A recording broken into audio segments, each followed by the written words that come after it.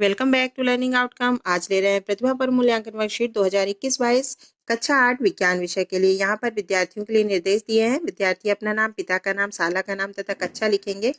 दिए गए निर्देशों को ध्यान से पढ़ेंगे कि हमें प्रत्येक प्रश्न का उत्तर निर्धारित स्थान पर लिखना है। वर्कशीट में प्रत्येक प्रश्न के लिए उत्तर लिखने को पर्याप्त स्थान दिया गया है।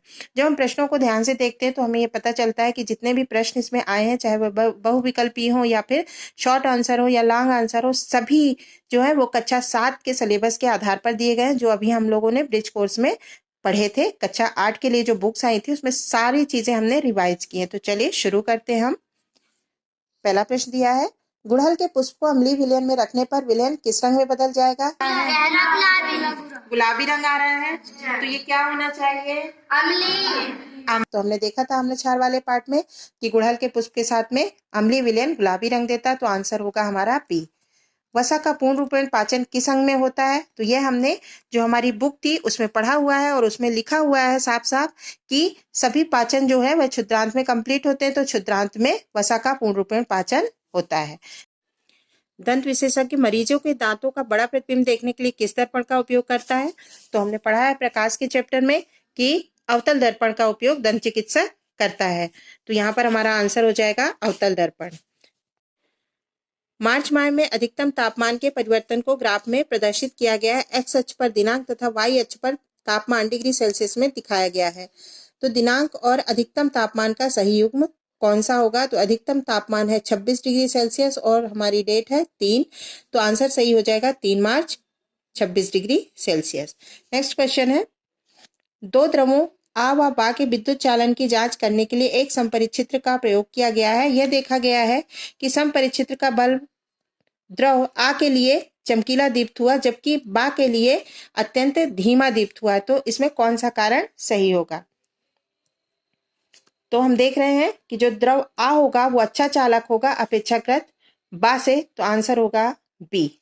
नेक्स्ट देखते हैं, चाल का मूल मात्रक क्या है? तो चाल बराबर होता है दूरी बटे समय, अतः इसका जो मूल मात्रक होगा वो होगा मीटर प्रति सेकेंड।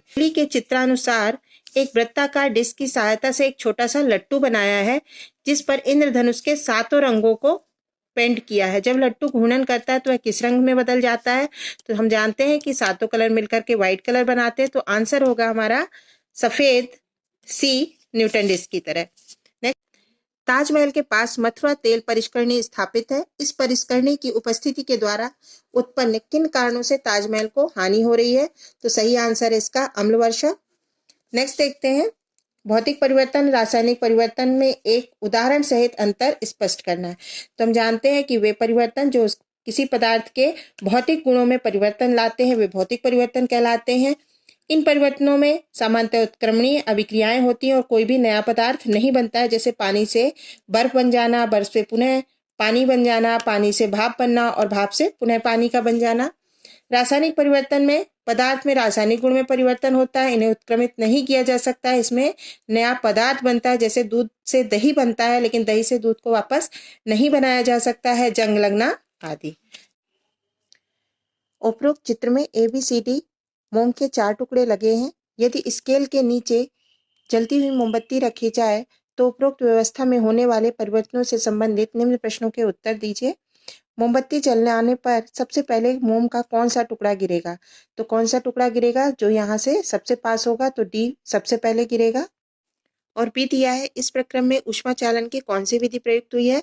तो यह चूंकि स्केल में ठोस स्केल है तो यहाँ पर जो ठोसों में होगा ऊष्मा का जो संवहन होगा, ऊष्मा का जो चालन होगा वो चालन विधि द्वारा होगा, तो सही आंसर होगा चालन विधि। नेक्स्ट क्वेश्चन देख रहे हैं, क्वेश्चन नंबर 11, प्रकाश संश्लेषण प्रक्रम को रासायनिक समीकरण द्वारा स्पष्ट कीजिए। तो हम जानते हैं कि जो पौधे होते हैं वो स्वपोषी होते हैं और वही अपना भोजन स्वयं बनाते हैं, और भोजन जो वो बनाते हैं वो है सूर्य के प्रकाश व क्लोरोफिल की उपस्थिति में कार्बन डाइऑक्साइड और पानी आपस में अभिक्रिया करके यहाँ पर ग्लूकोज का कार्बोहाइड्रेट का निर्माण करते हैं जिसमें कि ऑक्सीजन मुक्त होती है, तो यहाँ पर हम ये रासायनिक अभिक्रिया लिखेंगे। क्वेश्चन नंबर 12 है, कोई सरल लोलक 20 दोलन पूर्ण करने के लिए 42 सेकंड का समय लेता है, लोलक का आवर्तकाल ज्ञात कीजिए। तो हम जानते हैं कि किसी भी लोलक का आवर्तकाल क्या होता है? एक दोलन में लगने वाला समय। तो चूंकि 20 दोलन में लगने वाला समय 42 सेकंड है, तो एक दोलन में कितना समय लगेगा? 42/20 अर्थात 2.1 सेकंड, तो इसका आवर्तकाल होगा 2.1 सेकंड। नेक्स्ट देख रहे हैं, भुजो ने गुलाब के पौधे की एक शाखा को उसकी पर्व संधि से काटकर मिट्टी में दबाकर गुलाब का नया पौधा लगाया। वह पादप जनन की कौन सी विधि है और इस विधि के क्या लाभ है? तो हम जानते हैं कि इस प्रकार का जनन जो एक ही पौधे से हो रहा है, तो ये कौन सा होगा? अलैंगिक जनन होगा। और अलैंगिक जनन में भी ये कायिक प्रवर्धन विधि है, कलम का लगाना। अभी पूछ रहा है कि इसके क्या लाभ है? तो कायिक प्रवर्धन द्वारा पौधे के कम समय में भी पौधे उगाए जा सकते हैं। एक ही जनक पौधे से कई पौधे एक साथ कलम काट करके लगा करके उत्पन्न किए जा सकते हैं। और इनके जो गुण होते हैं वो सेम टू सेम जनक की प्रतिलिपि होते हैं, क्योंकि अलैंगिक जनन में एक ही जनक होता है, जबकि जो लैंगिक जनन होता है उसमें 2 के गुण आते हैं, नर और मादा के। तो इस तरह से यह पादप जनक की यथार्थ प्रतिलिपि होते हैं।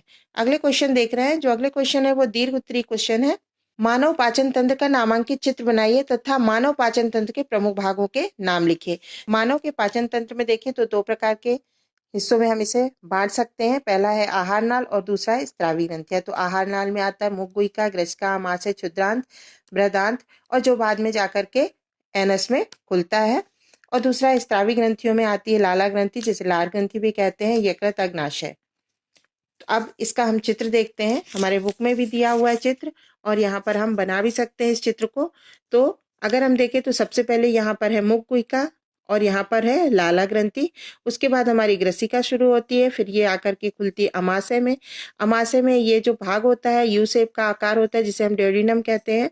यहाँ पर जो यकृत है और ये पित्ताशय है, यहाँ से पित्तरस निकलता है जो इसमें मिलता है, और यहाँ पर अग्नाशयी ग्रंथि से अग्नाशयी रस निकल करके यहाँ पे मिलता है।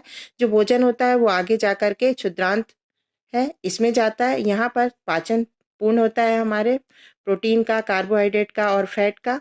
फिर ये जाकर के आगे ये इस तरह से देखिए बृहदांत में खुलती है, और ये अपेंडिक्स वाला भाग होता है, और बृहदांत जो है वो आगे जाकर के इस तरह से मलाशय और एनस। तो इस तरह से मानव का पाचन तंत्र पूर्ण होता है। इसे हम बुक में भी देखते हैं। नीचे विद्युत अवयवों के प्रतीक चिन्ह दिए हैं, जिनकी सहायता से बंद परिपथ और खुला परिपथ का आरेख तैयार करना और बताना है कि किस परिपथ में बल्ब दीप्त होगा। तो यहाँ पर देखिए एक सेल दिया हुआ है, बल्ब दिया है, ये बंद परिपथ है, और ये जो कुंजी खुली हुई है इसका अर्थ है खुला परिपथ है, और यहाँ पर बैटरी दी हुई है, और ये संयोजी तार है। इससे हम परिपथ बनाएंगे।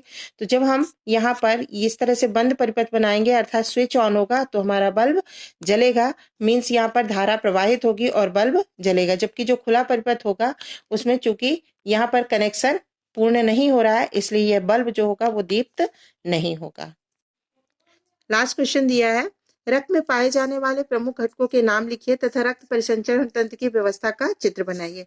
तो रक्त में पाए जाने वाले जो प्रमुख घटक है, रक्त में प्लाज्मा पाया जाता है, जिसमें कि आरबीसी, डब्ल्यूबीसी और प्लेटलेट्स होते हैं। परिसंचरण तंत्र को हम देखें तो जो अशुद्ध रक्त होता है, CO2 समृद्ध रक्त होता है, वो शिराओं में रहता है, और जो O2 समृद्ध रक्त होता है वो धमनियों में होता है। जो हार्ट होता है वो एक पंप की तरह कार्य करता है। जैसा कि हम जानते हैं जब प्रेशर कुकर होता है उसमें गैस बनती है, तो गैस जो है वो ऊपर की तरफ जाती है और सीटी बजती है। इसी तरह से ये हार्ट होता है। जो हार्ट है, यहाँ पर जो वेन्स है, वेन से अशुद्ध रक्त जिसे हम कहते हैं CO2 समृद्ध रक्त आता है। यहाँ पर प्रेशर बनता है, और प्रेशर के द्वारा ही शुद्ध रक्त जो होता है वो यहाँ से धमनियों के माध्यम से शरीर के विभिन्न अंगों में जाता है। तो इस तरह से हम यहाँ पर रक्त परिसंचरण तंत्र को बता सकते हैं।